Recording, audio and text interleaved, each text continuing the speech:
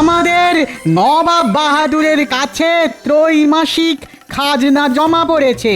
কয়েকটি রাজ্য খুব তাড়াতাড়ি যথেষ্ট খাজনা দিয়েছে, কিন্তু কয়েকটি রাজ্য সেই দিক থেকে পিছিয়ে আছে। তাই নবাব বাহাদুর এগিয়ে থাকা রাজ্যকে পুরস্কৃত করবেন। সবার প্রথমে আমি ডেকে নেব কৃষ্ণনগরের রাজা কৃষ্ণচন্দ্রকে। বরাবরের মতো এবারও কৃষ্ণনগর থেকে আসা খাজনা আমার দরবারে অনেক আগে পৌঁছেছে এবং আমি তাতে ভীষণ খুশি। নবাব বাহাদুর উপহার স্বরূপ কৃষ্ণচন্দ্রকে তুলে দিচ্ছেন 1000 মোহর।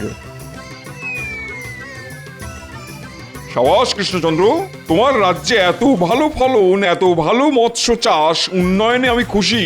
এই নাও তোমার পুরস্কার। ধন্যবাদ ধন্যবাদ জাহাঁপনা, ধন্যবাদ। মহারাজ, আপনার সম্মান মানে আমাদের রাজ্যের সম্মান। আজ আমাদের চাষি ভাই জেলে ভাইয়ের পরিশ্রমের ফসল আমরা পাচ্ছি। ঠিক বলেছ গোপাল, আর এর জন্যে সব থেকে বড় ভূমিকা কিন্তু আমাদের বিজ্ঞানীর। ঠিক বলেছেন মহারাজ, বিজ্ঞানীর যুগান্তকারী আবিষ্কৃত সার এবং মাছেদের খাবারে আজ এই সম্মান।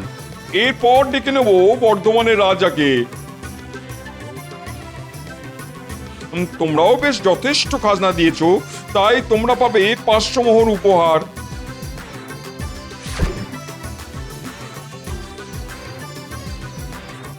এরপর ডেকে নেব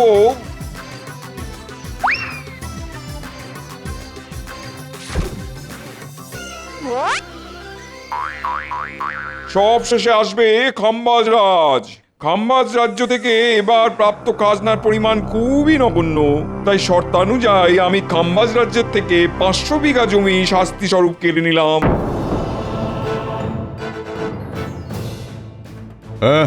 এ কি করছেন জাহাপানা? এরকম ভাবে আমার রাজ্যকে সকলের সামনে অপমানিত করবেন না। চুপ করো, শর্ত যা ছিল তাই করেছি। সারা বছরে তোমার রাজ্যে মাত্র 5 মণ ধান হয়েছে। চি চি চি চি চি চি চি চি চি। এই তুমি খাম্বাজ রাজ্যের রাজা, ফের যদি তোমার রাজ্যে এত কম উৎপাদন দেখি তো পুরো রাজ্যটাই কেড়ে নেবো। ঠিক আছে, আজকের মতো এখানেই পুরস্কার বিতরণের পালা শেষ হলো। আপনারা সবাই আসুন।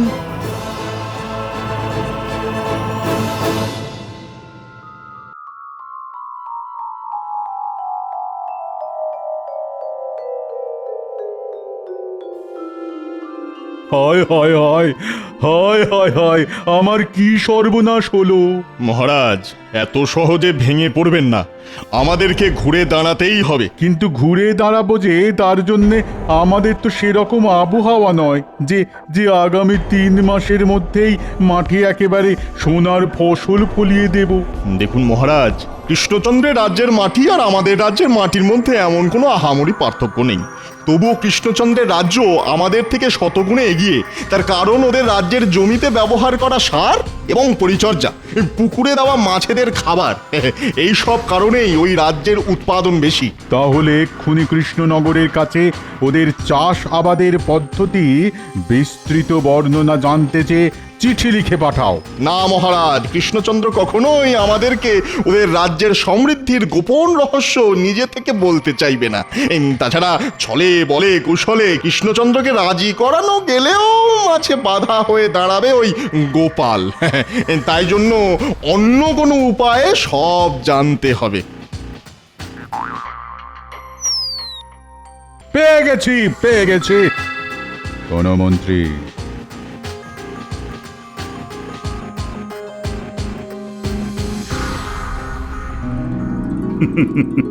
আমাদের রাজ্যে এখন বেশ খুশির সময়। যেদিকেই তাকাচ্ছি সেদিকেই সবুজ, ক্ষেত ভরা ধান, পুকুরে কিচকিচ করছে মাছ।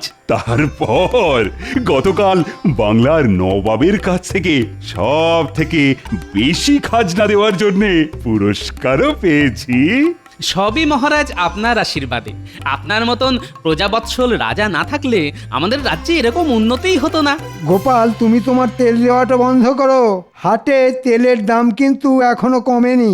এই তোমরা একে অপরের পেছনে লাগাটা বন্ধ করো তো।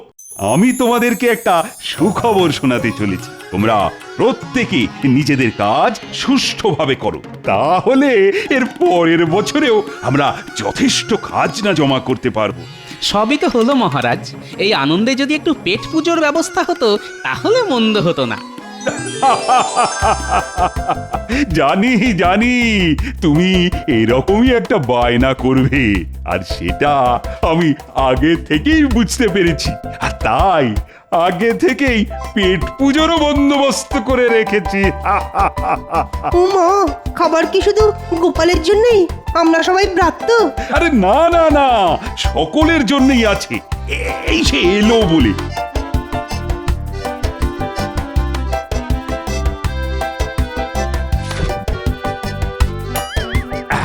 তোমাদের সকলের জন্য 1 হাঁড়ি করে দই আর 1 হাঁড়ি করে রসগোল্লার ব্যবস্থা করেছি, তাও আবার ভোলা ময়রার দোকানের। সাধু সাধু।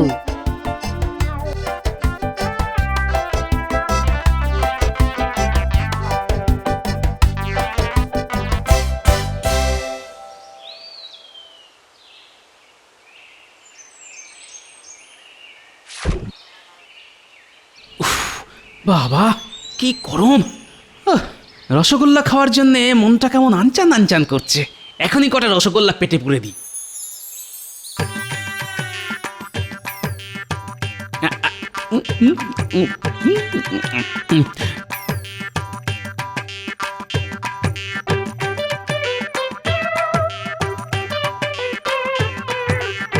এটা কি রে? এর আগে তো আমাদের রাজ্যে কোনোদিন দেখিনি। কি জানি বাবা, কারো আত্মীয় হবে হয়তো। না, অনেক বেলা হলো, এবার বাড়ি ফিরি, নইলে আবার গিন্নি রাগারাগি শুরু করে দেবে।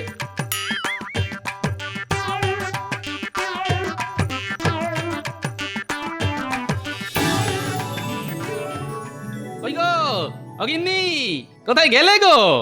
গিন্নি, ও আসছি গো আসছি, কানের মতো খেয়ে নিল। এই দেখো গিন্নি কি এনেছি, দই রসগোল্লা মহারাজ দিয়েছেন। ওই দেখি দেখি দেখি, ইমা, এত বড় হাঁড়িতে মোটে একটা রসগোল্লা। এই মরেছে, খিদের চোটে তো সব খেয়ে ফেলেছি। কি গো চুপ করে আছো কেন? বাকি রসগোল্লা কোথায় গেল? ইয়ে না মানে, হ্যাঁ মানে ওই পথে আস্তে আস্তে খুব খিদে পেয়েছিল তো, তাই খেয়ে ফেলেছি গিন্নি। কি তুমি এটা পারলে? ঘরে একটা জল জ্যান্ত বউ থাকতে তুমি সব কটা রসগোল্লা খেয়ে নিতে পারলে? আহ গিন্নি, সবকটা তো খাইনি। দেখো দেখো, এখনো একটা রসগোল্লা তোমার জন্য আছে গিন্নি। ওটাও আমার জন্য রাখার কি দরকার ছিল শুনি? তুমি নিজেই তো খেয়ে নিতে পারতে।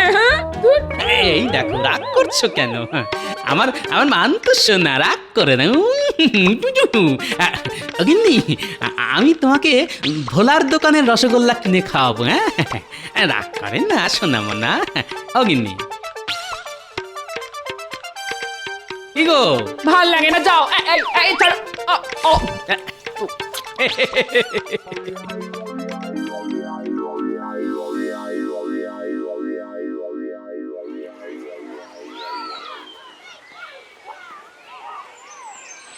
ওরে বাপরে, হ্যাঁ এত বড় হাট! আমাদের মহারাজের এসব দেখলে তো একেবারে চোখ ছানা বড়া হয়ে যাবে। আগে আগে সব কিছুর দামটা একবার যাচাই করে নিতে হবে। হ্যাঁ ভাই, ও ভাই, চাল কত করে ভাই? কোন চাল নেবেন বলুন? জয়া রত্না 1 টাকা কেজি, আর বাঁশকাঠি 1.5 টাকা, আর দেরাদুন গোবিন্দভোগ 2 টাকা করে কেজি। ওরে বাবা, এত সস্তা! হ্যাঁ, আমাদের ওখানে তো ওই গোবিন্দভোগ চালই 4 টাকা কেজি। নিশ্চয়ই উৎপাদন বেশি হওয়ার কারণে দামও কম। হ্যাঁ। কি দাদা, কি ভাবছেন? কি চাল দেবো বলুন বলুন? না দাদা, আজ থাক, পরে একদিন আসবো।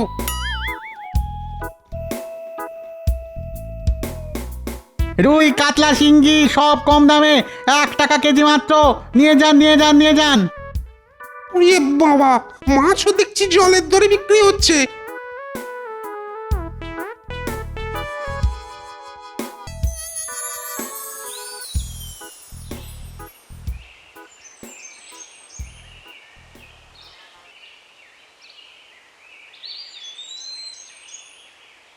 এই যে চাষি ভাইয়েরা, এদিকে এদিকে এদিকে একটু শোনো। কি আমাদের ডাকছেন? হ্যাঁ, তোমাদেরই। এদিকে একটু শোনো না, একটু। আমাকে চাষ করার পদ্ধতি, ব্যবহার করার সার সব জেনে নিতে হবে। বলুন বলুন কি বলবেন?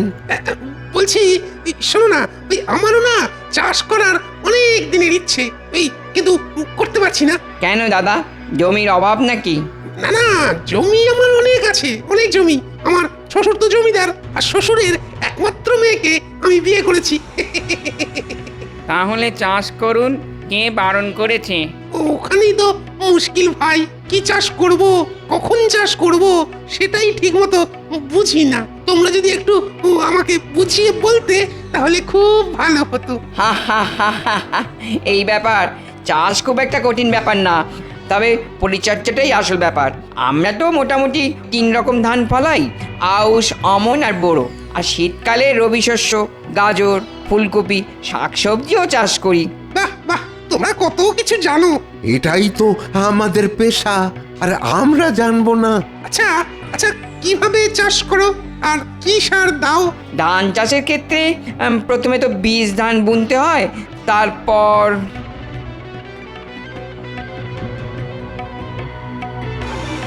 বাহ বাহ, তোমাদের কাছ থেকে অনেক কিছু জানতে পারলাম। ধন্যবাদ ধন্যবাদ চাষি ভাইয়েরা। এতে এতে ধন্যবাদের কি আছে? হ্যাঁ, এবার শুধু মাছ চাষ করার পদ্ধতিটা রপ্ত করতে হবে, তারপর খাম্বাজ রাজকে সব একেবারে উগড়ে দেবো। হ্যাঁ,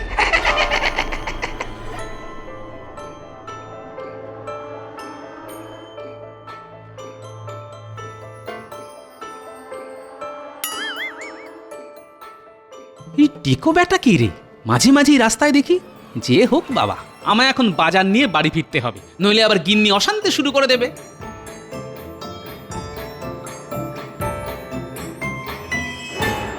প্রণাম মহারাজ। বলো গুপ্তচর, কি খবর এনেছো? মহারাজ, আমি কৃষ্ণনগরের সব কিছু একসাথে পুঙ্খানুপুঙ্খভাবে রপ্ত করে লিখে এনেছি মহারাজ। মাছ চাষ, ধান চাষ, সব। সাবাস সাবাস গুপ্তচর, সাবাস। এবার আমাদের রাজ্য কৃষ্ণনগরের মতো ফসল ফলাবে, কৃষ্ণনগরকে টেক্কা দেবে, নবাবের হাতের পুরস্কার পাবে।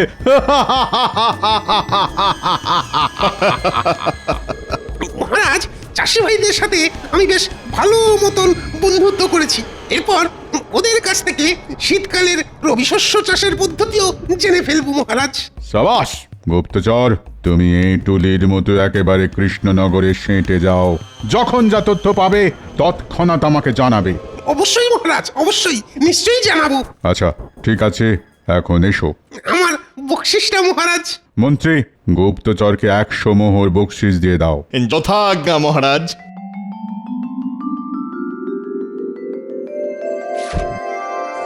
ধন্যবাদ মহারাজ, ধন্যবাদ মন্ত্রী মশাই।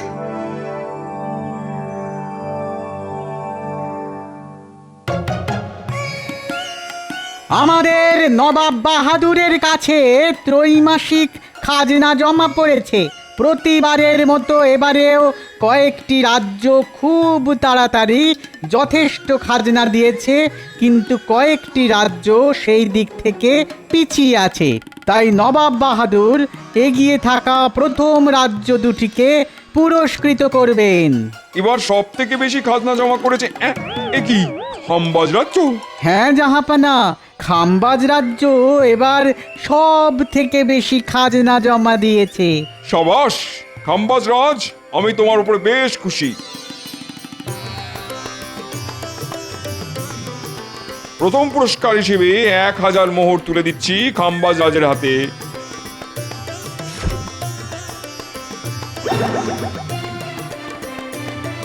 দ্বিতীয় পুরস্কার পাচ্ছে কৃষ্ণনগরের রাজা কৃষ্ণচন্দ্র।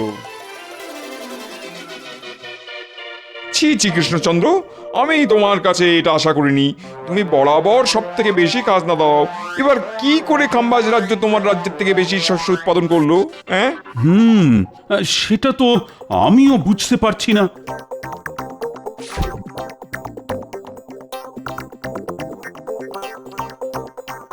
আমাদের রাজ্যে বিজ্ঞানীর বানানো বিশেষ সার দিয়ে চাষিরা চাষ করে, সেই জন্যে চাষও হয় প্রচুর, আর এবারেও যথেষ্ট ধান হয়েছে। তোমার দিন শেষ কৃষ্ণচন্দ্র। এবার থেকে আমার রাজ্যে সব থেকে বেশি চাষ হবে। সারা রাজ্য জুড়ে চাষ করব। তোমারই বিজ্ঞানীর বানানো পদ্ধতিতে সার ব্যবহার করব, তুমি টেরও পাবে না।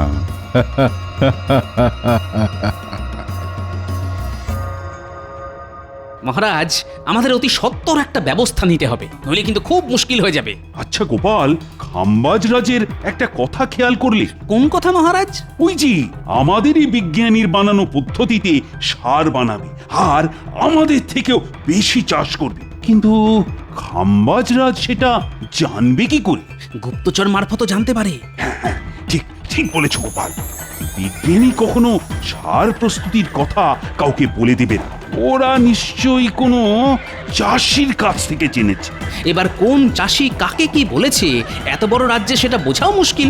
গোপাল, তুমি এক কাজ করো, কোনো সন্দেহভাজন কাউকে দেখলেই তাকে যাচাই করো। যথা আজ্ঞা মহারাজ।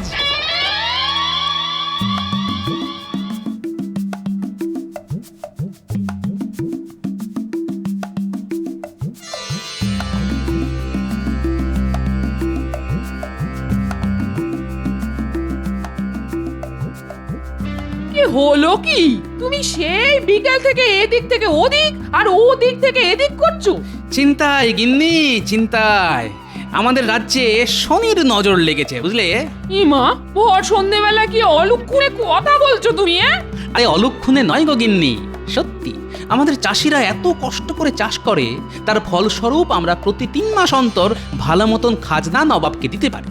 কিন্তু এখন দেখছি খাম্বাজ রাজ্য জিতে যাচ্ছে। যে খাম্বাজ রাজ্যের নাম সবার নিচে থাকতো সে হচ্ছে প্রথম। উমা গো, এ কি সর্বনেশে কাণ্ড! হ্যাঁ, সর্বনাশ বলে সর্বনাশ। উনি আবার প্রকাশ্যে একরকম হুমকি দিয়েছে, ওরা আমাদের রাজ্যের উপায়ে সার বানিয়ে চাষ করবে, কিন্তু আমরা বুঝতেও পারবো না। ওমা, সে কি গো?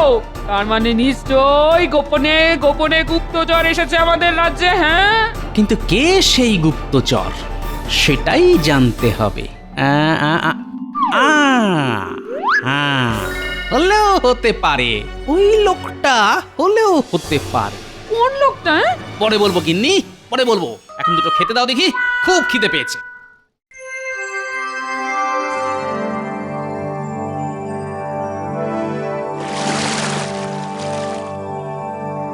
বাহ, এই পুকুরটাতে তো অনেক মাছ।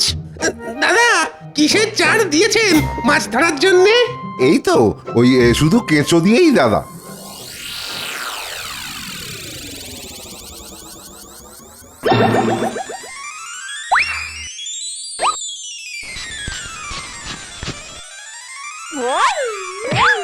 আরে মদন, তুই কবে এলি?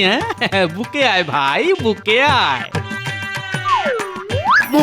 মদন? কে মদন? তুই আবার কে? মনে নেই? আমি আর তুই ছোটবেলায় কুম্ভ মেলায় গেছিলাম, তুই হারিয়ে গেছিলি, কান্নাকাটি করছিলি। কি যাতা বলছেন আপনি? আমি মদন টদন নয়। সে কি করে হয়? এক মুখ, এক চোখ। আরে বাবা, না না, আপনার কোথাও ভুল হচ্ছে। আমি মদন নই। আমার 14 গোষ্ঠীতে কারোর নাম মদন ছিল না। তাহলে তুই কে? আপনি আপনার নিজের কাজ করুন গিয়ে। আমি কে জেনে আপনার কি লাভ? হ্যাঁ, বেটা খুব চালাক, নিজের পরিচয় দেবে না। বেটা টাক গরম করে তবেই ছাড়বে। সবাইকে বলতে হবে একই রকম ভাবে টাক গরম করতে, তবে যদি নিজের পরিচয়টা দেয়।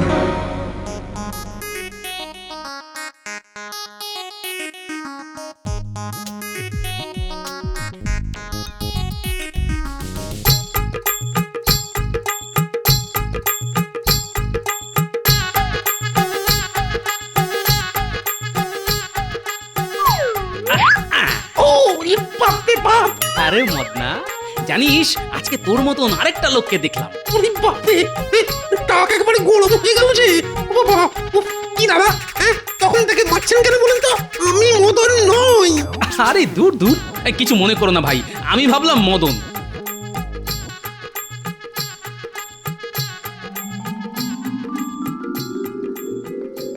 ও পুটির বাবা, এদিকে শোনো। কি বলো?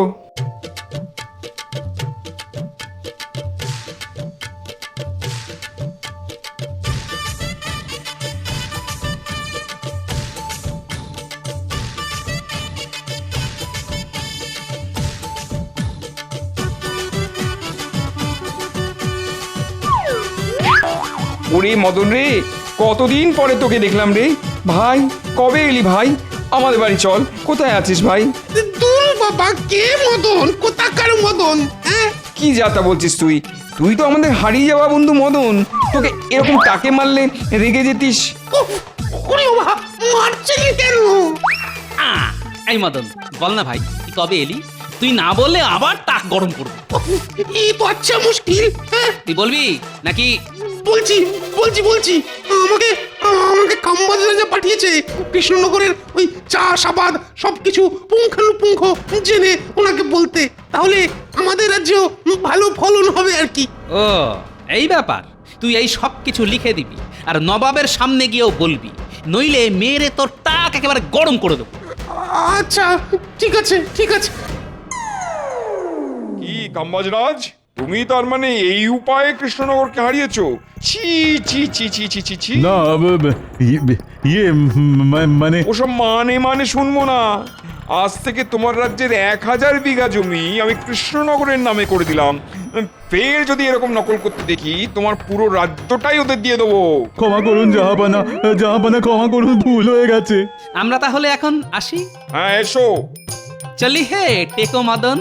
ওরে ওরে, আমি মদন নই। সাবাস গোপাল, সাবাস। ওহ, তোমার বিচক্ষণতার জন্যে আবার আমাদের রাজ্য বেঁচে গেল। তোমায় যে কি বলে ধন্যবাদ জানাবো জানি না গোপাল। ধন্যবাদ জানাতে হবে না মহারাজ, শুধু 2 হাঁড়ি রসগোল্লা পেলেই হবে। 1 হাঁড়ি আমি খাবো আর 1 হাঁড়ি আমার গিন্নি।